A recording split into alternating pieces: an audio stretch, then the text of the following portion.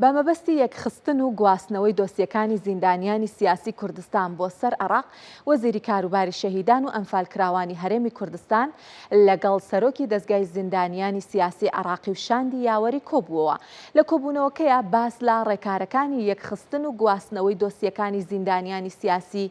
کوردستان بۆ سەر عێراق کرا. ئەم کۆبوونەوەیە لە میانەی هەوڵەکانی بەڕێوەبەرایەتی گشتی زیندانیانی سیاسی و کەسوکاری شەهیدانە بۆ زیاتر خزمەتکردنی ئەو چینە لە هەرێمی کوردستان کە ساڵانێکی زۆر کەمترین خزمەت کراون و زۆرترین قوربانیشیان لە پێناو کوردستانە داوە.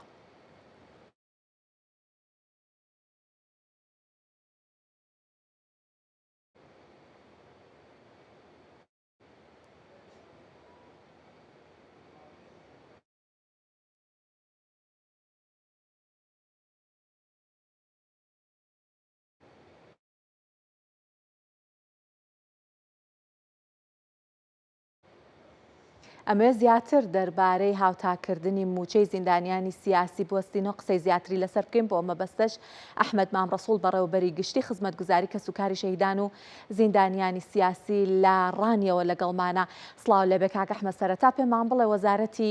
کاروباری شەهیدان و ئەنفالکراوان لەگەڵ سەرۆکی دەستگای زیندانیانی سیاسی عێراق و شاندی یاوەری کۆبوونەوە، بابەتەکان چی بوون بابەتی کۆبوونەوەکە و ئامانج لەو کۆبوونەوەیە چییە؟ زۆر سواس، سڵاو ڕێز بۆ کورسات نیوز. دیارە لە ڕێی کورسات نیوزیش دەمەوێت سڵاو و ڕێز بۆ کەسوکاری سەربەزی شەهیدان و زیندانی کراوە و گیراوی سیاسی لە هەرێمی کوردستان بنێرم. ئەو ئەمڕۆ دیارە باس لە بابەتێکی گرنگ کە ماوەیەکی دوور و درێژ لە ساڵی 2010ەوە ئێمە لە هەوڵ و تێکۆشانین بۆی بتوانین ماف و امتیازاتی زیندانیانی سیاسی هاوتای حکوومەتی فیدرالی عێراق بکەین. لەو پێناوەدا چەندین جار سەردانی بەغدامان کردووە. لە 2010 کە ڕەحمەتی جەنابی مام جەلال لە بەغدا بوو، لەو سەردەمەوە ئێمە لە هەوڵداین بە پشتگیری و پشتیوانی جەنابیان. دواتر ئێمە خۆشبەختانە لە 3 ڕۆژی ڕابردوودا پێشوازیمان کرد لە وەفدێکی باڵا بە سەرۆکایەتی دکتۆر وەلی سەهلانی، سەرۆکی دەستگای زیندانە سیاسیەکانی حکوومەتی عێراقی فیدرال و وەفدی یاوەری کە چەندین مدیر عام و ڕاوێژکار و ستافێکی باڵا لەگەڵ جەنابیان هاتبوون بۆی بتوانین دۆسیەی یاخۆت گفتوگۆ بکەین لەسەر ئەوەی کە چۆن ماف و امتیازاتەکانی زیندانە سیاسەکانی هەرێمی کوردستان بە پێی مادەی 132 دەستوری هەمیشەیی عێراقی فیدرال هاوتا بکەین لەگەڵ بۆ تەواوی زیندانە سیاسەکان لەسەر ئاستی حکوومەتی عێراقی فیدرال بە هەرێمی کوردستانیشەوە. خۆشبەختانە ئەو هەوڵە ماوەیەکی دوور و درێژ بوو کە هەوڵمان بۆدەدا ئەو مزجێنیە یاخود ئەو ڕۆژە خۆشەی کە سەردەم زیندانە سیاسەکان چاوەڕێیان دەکرد. ئەو ڕۆژە بوو کە 3 ڕۆژ لەمەوبەر ئێمە لەگەڵ سەرۆکی دەستگای زیندانە سیاسیەکان، جەنابی وەزیری کاروباری شەهیدان،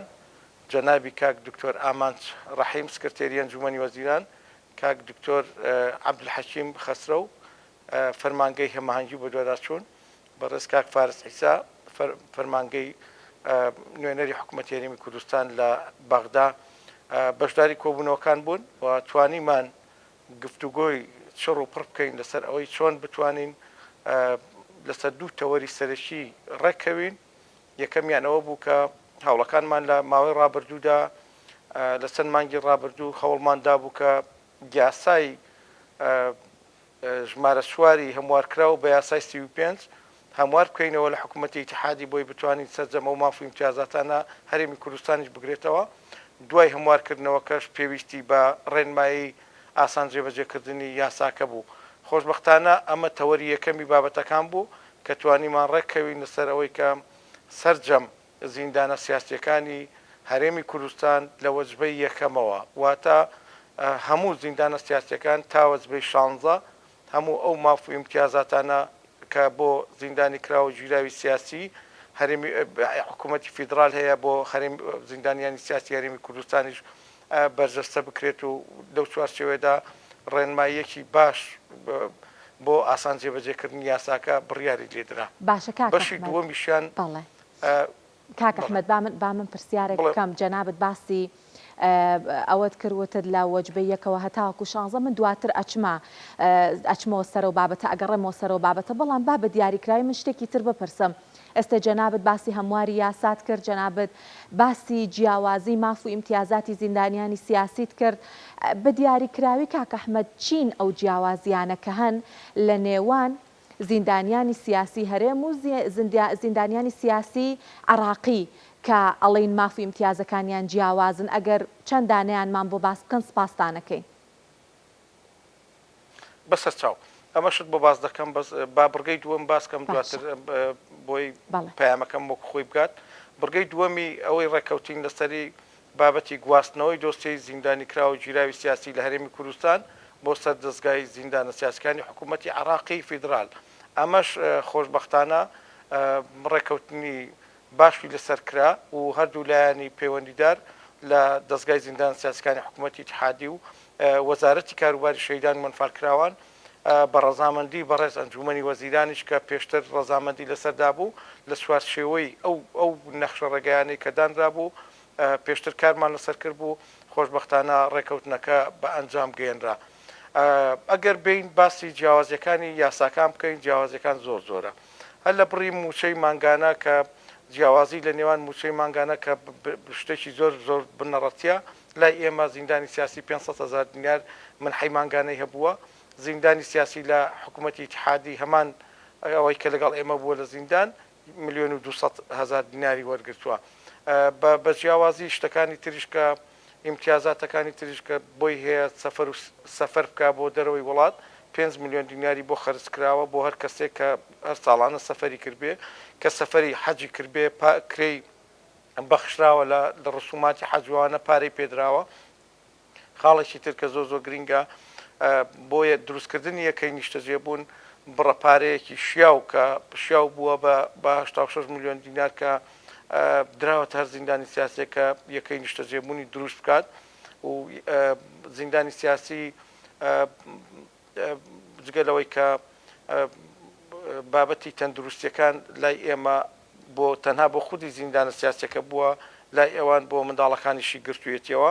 بابەتی خوێندن لای ئەوان بە فراوانترە لای ئێمە خۆی یانێکێک لە منداڵەکانی بووە بەڵام لای ئەوان خۆی و منداڵەکانیشی دەگرێتەوە بۆیە زۆر جیاوازی تر کە لە ناو یاساکەدا بەدی دەکرێت کە ئەمانە بەڕاستی بە کۆی گشتی کاتی خۆی ئێمە کە یاسای ژمارە 11 ساڵی 2011مان لە پەرلەمانی کوردستان ئێمە مسۆدەکەیمان نووسی بۆ پەرلەمان و ڕەشنووسەکە ئێمە نووسیمان و نردمان بۆ پەرلەمان بەڕاستی سەرجەم ئەو مافی امتیازاتانەی کە لە یاسای ژمارە سواری ساڵی 2006 دەستگای زیندان سیاسەکانی حکوومەتی عراقی فیدرال هاتبوو ئەوانەمان کردبوو بەس بەداخەوە ململانەکانی ناو پەرلەمانی کوردستان وای کرد کە یاسایەکی یاسایەک بە کەموکوڕی لە هەرێمی کوردستان دەربچێت کە یاسای ژمارە 11 بوو هەرچەندە ئەو یاسایە بەقەت خۆی ینی خزمەتێکی باشی بە زیندانی کراوە گیراوی سیاسی کرد بەڵام بەهۆی قەیرانی داراییەوە نەکرا هەموو زیندانە سیاسەکان تێدا سوودمەند بن هەرەوە بوو کە 5216 کەس لەو یاسایە سوودمەند بوون ئەوەکانی تریش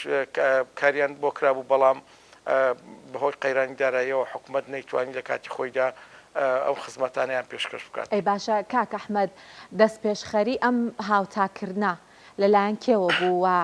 ماوەی چەند وەختە ئێوە بەردەوامن لە کۆبوونەوە دانوستان بۆی کە ئەم کێشەیە چارەسەر بکەن. وەکو ئەمەژەم پێدا دیارە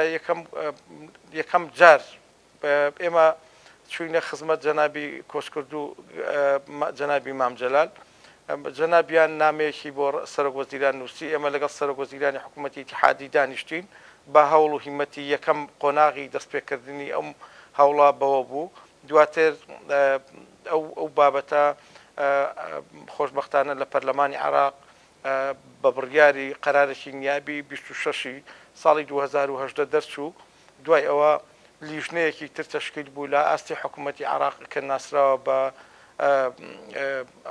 ئەمری دیوانی 98 کە بەندە وەکو هەرێمی کوردستان من لەو لیژنەیەدا بووم لە ئاستی عراق دواتر هەر ئەو کۆن و سوشتانەی کە نووسیمان خۆشبەختانە لە ئاستی هەرێمی کوردستانی دوایین جار لەلایەن بەڕێز ئەنجومەنی وەزیران و بەواژۆی بەڕێز سەرۆکوەزیرانی نووساوێکی کەمان کردەوە بۆ تەکیدکردنەوە لەو نووسراوانەی کە لە ڕابردوودا کردومانە خۆشبەختانە ئەمجارە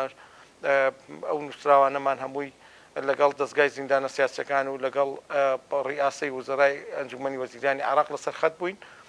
و هەموو ئەو هەوڵانشمان کەدا من دەستخۆشیم بۆ بەڕاستی فراکسیۆنە کوردستانیەکان هەیە کە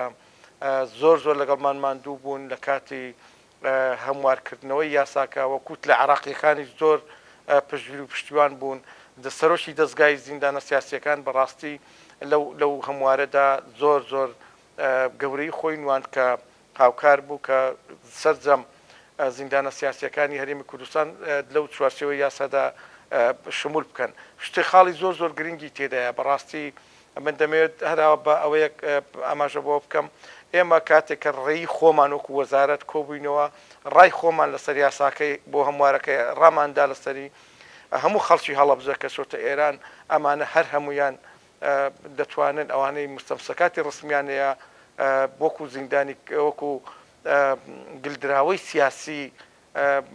ئەژمار بکرێن و موچەی مانگانیان بۆ بپڕێتەوە و هەموو ئەو کەسانش کە بە حکمی غیابی حکم بوون تا ئێستا لێرە نەدەکرا بکرێ ئەوانە شمول دەکەن و هەموو ئەو کەسانش کە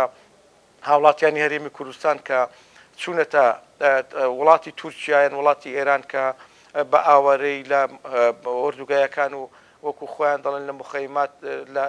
لەو وڵاتی دوورە وڵاتانە